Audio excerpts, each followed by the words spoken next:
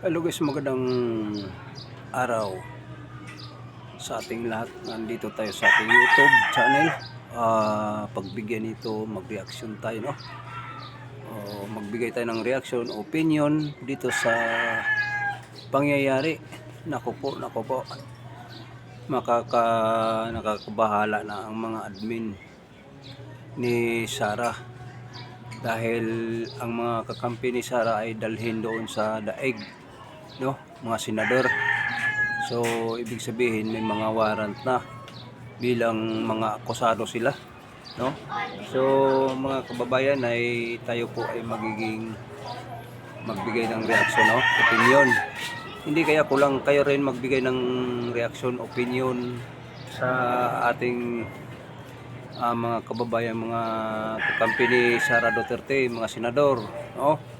So, ito ang ating mga pag-usapan, mga kababayan, dahil sa tungkol sa mga flood control na maraming pera na mawala dahil sa ating mga pera dapat ay ilagay sa magandang lagayan na kung may ghost project o ay malagay sa tama o insaktong paglagay na matatapos ang mga project. Naku po, ang project doon sa Ilocos Norte di natapos-tapos, mga kababayan, dahil ewan ko ba, siguro nakickback naman siguro, mga kababayan, dahil sa ating mga sa mga anomalya nila ni Marcos, no? So maliban yan, si Marcos sabi nila ay naging kalansay na. Bakit kaya? Lumala na ba ang karamdaman ni Bongbong Marcos? So iba ang magpipirma. Sabi nila dito, mga kababayan, isang way na lang ang magpirma. Ano kayang ibig sabihin yun, mga kababayan, no? Nga isa na lang ang magpirma, no? Na para maging sabi nila mag-game. Anong ibig sabihin mga game? So ako dito, basta nagbabasa lang tayo, mga kababayan, sa mga nakarating sa atin, no? So hindi pwede na magiging sila. So naku po, ang mga Duterte ay isa-isahin na pagdala sa daig.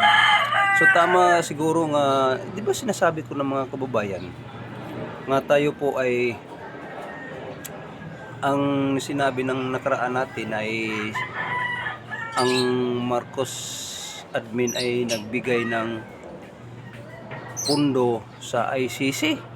Di ba sinasabi ko na sa inyo na pinunduhan ni Marcos ang ICC kasi para hindi sila ma-booking ang yung katiwalian nila, mga kababayan. So follow and share, pinutin lang yung button para updated tayo sa ating i-upload, no? So balik tayo, mga kababayan. Ngayon ay nawawala naman ang mga ghost project sa BPWH. So ano ba talaga? Mayroon bang magiging mananagot? O sabi pa man ni Dante Marcolita dito, ang mananagot daw ang mga sapsap, hindi mga barilis o mga yellow pin o tuna. So nako po, masakit itong mga sinasabi ni Dante Marcolita, no? Pagkatapos sabi nila dito ay ang pinag-usapan nila dito, mga kababayan, ang West Philippines nautical miles, 200 nautical miles, no? Yun ang nawawala daw sa ating EEC sa 200 nautical miles ay yun daw ang hinahanap ni Dante Marcolita. Kumbaga sa ano ay parang niluloko na ang ating mamayang Pilipino. Oh, totoo kaya ito? Ha? So, kayo magbigay ng ring opinion, no? Magbigay kayo ng opinion dito mga kababayan. So, dito sa karagatan natin, sinasabi ni retired Carpio Chief Chief Chief Justice Carpio, no, na oo daw atin yun, pero sa kalaunan hindi sa atin yung 200 nautical miles. So parang iba-iba nila ang kwento ng mga kababayan ay dahil sa ano, sinasabi nilang niligaw-ligaw ang mamamayang Pilipino, no? So para mawala ang issue sa plug control, no? So mga kababayan ay ito ang pagbigyan nating reaction o komento, no? So tayo lang ang makapagbigay dito o kay hindi rin ako. Tayong lahat ng mamayang Pilipino, no? So yan ang pag-uusapan natin mga kababayan, no? Kasi na maraming nawala nga pera sa mamayang Pilipino. So hindi pwede na magiging manahimik ang mamayang Pilipino. Ang naka-ano lang dito kasi nila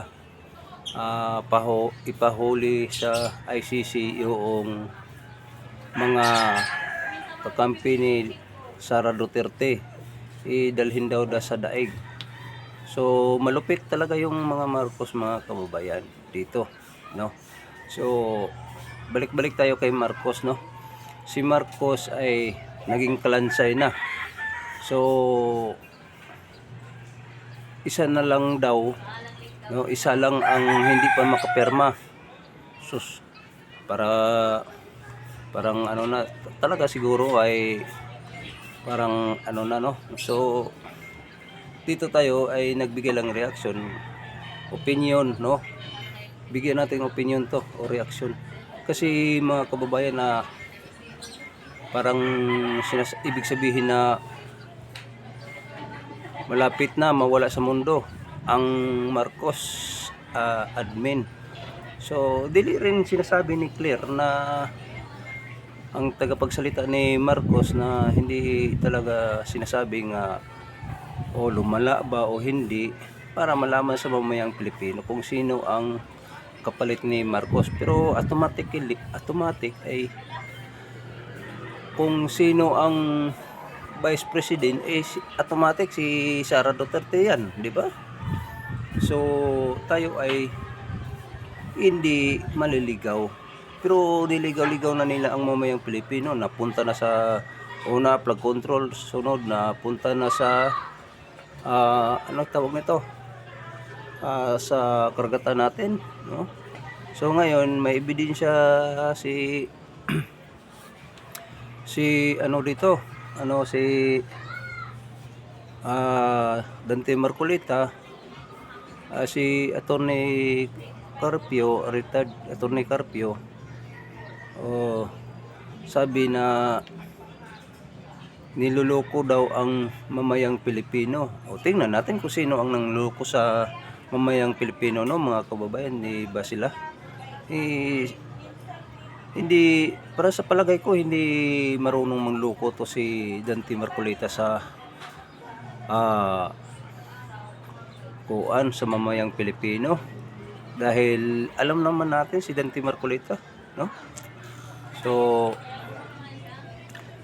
ito ang ating bigyan ng opinion, no? Reaction. So ang hindi pa nakapag-subscribe, mag-subscribe kayo o pindutin yung button, pindutin ninyong bell button para makatanggap tayo ng i-upload natin, no? Madali tayong o makatanggap din natin ng notification galing sa YouTube, no? So masaya na kami mga content creator, oh, na kami ay makatanggap galing sa YouTube. So balik tayo mga kababayan. Dito ay isang panlinlang, sabi ni Attorney Carpio, o pangluloko sa mamayang Pilipino. Sabi nga ni Dante Marcolita, hindi siya manluloko sa mamayang Pilipino. Sino bang magtiwala sa atin o kung lokohin natin mamayang Pilipino? So madali sabi, sila si Attorney Carpio ang nagbigay ng salita nga ng loko, pero actually sila talaga si Attorney Carpio. So kaya nga ginagipit na ang mga Duterte, no, supporter, no. So mga kababayan, kayo na lang ang bahala, no, sa pagbigay ng opinion. Tama man naman siguro yung sinasabi ni Attorney Attorney ano ni tawag nito, malibang kay Tupasio, si ano yung sinabatong senador na sa ano nga, si Ping Lacson. Isa rin ito si Ping Lacson na nagbigay ng opinion na niloloko ang mamayang Pilipino, mga kababayan.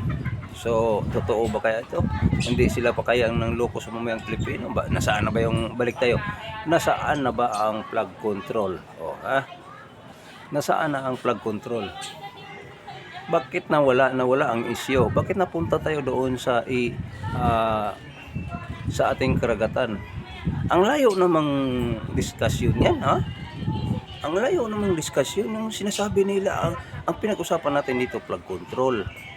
Tapos pahuli naman nila ang mga kakampi ni Sara dito sa mga senador, no? Ang hirap naman intindihin nila. Ang hirap na ano. Tapos isa pa rin itong si Marcos na kalansay na daw. Isa na lang ang hindi nakapirma dito. Uy, ano ba yun, si Claire Castro? Uy, Claire Castro, pag ayusin mo yung mga pananalita mo diyan sa siyempre presidente yan eh. Presidente yan eh, paano yan? Di natin malalaman sa bandang huli, wala na pala sa mundo. Tapos ililihim ninyo. Wala sa hulog to si Claire Castro. Oy, huwag kang ganyan. Kung ibig sabihin parang madali sabi na ilagay ninyong kapalit ni Bongbong na bilang president, mayroong kahalili siguro. Ang dapat diyan sa mga mamayang Pilipino o sa buong bansa natin, yan ang isabi ninyo diyan, dapat na si Bongbong Marcos mayroon ng kahalili kundi si Sara Duterte, ang dati nating senador, kung sino ba ang senador. So ngayon, ang naman natin dito tungkol sa eleksyon, dapat ang presidente si Sara Duterte. Sino ba ang katandim ni Sara Duterte sa dito? Ang presidente si Sara Duterte, no? Pero sino ang maging vice? Ang ilagay dito ang vice, si Dante Marcolita. Kasi matalino si Dante Marcolita sa pagdating sa usapin ng sa mga pang-aabuso, no? Magaling si Dante Marcolita, mga kababayan. So si Dante Marcolita, nalaman na natin yan na dapat siya ang kahalili pagdating sa presidente. Siya ang maging vice,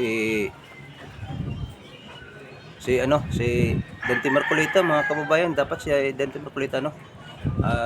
Yun ang ibigay nating opinion. reaksyon. Dante Marcolita na lang. Oh. So, comment dito kayo. Ha? Pinutin niyo yung bell button na para makatanggap tayo ng notification. O masaya naman kaming mga content creator. No?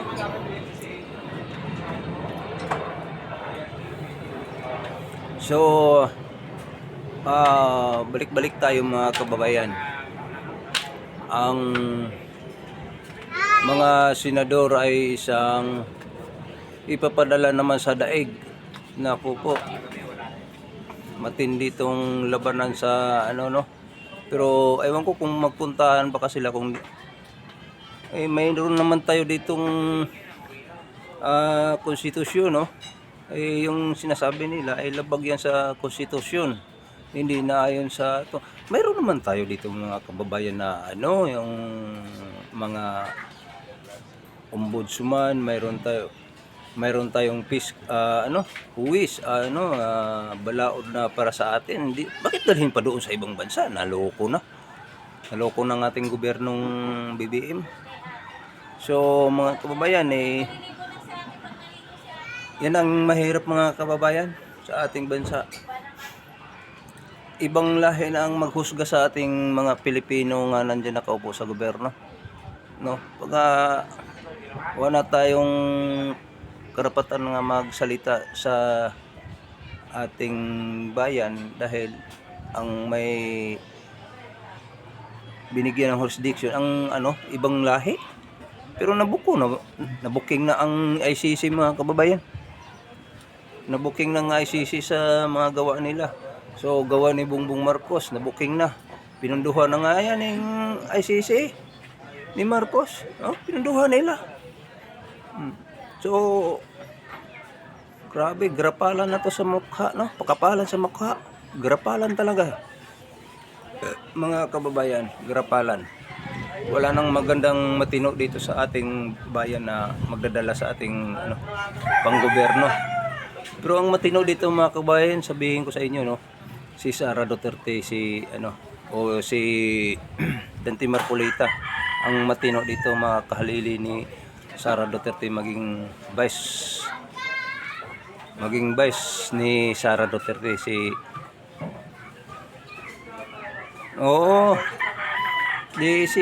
talaga dapat si Dante Marcolita talaga, no? Si Dante Marcolita yun ang ating wala nang pagduduha, no? Kasi kung tungkol sa usapin pang balaod ay si Dante Marcolita magaling talaga. Ay nabubuking nga sila dito mga kababayan ni Dante Marcolita. Kaya nga sa flood control pa lang nililihis na nila. Kasi si Dante Marcolita ang dito, kung nasana ang pira ng mamayang Pilipino, iyak na nga yung mamayang Pilipino, no? Umiiyak na. Tapos nililihis pa nila. Tanggi ng tanggi pa rin sila. Si Marcos nga nagsasabi dito nga huhulihin nila ang mga sangkot sa flood control.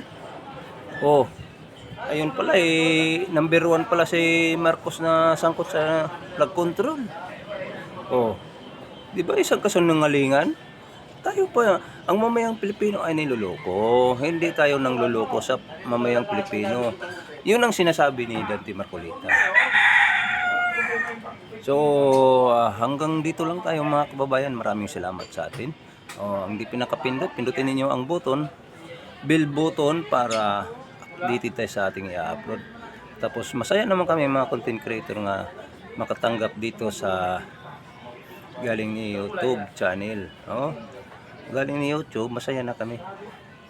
Ulitin ko, mabuhay tayong mga Pilipino. Tuloy-tuloy lang tayo, no? So, God bless.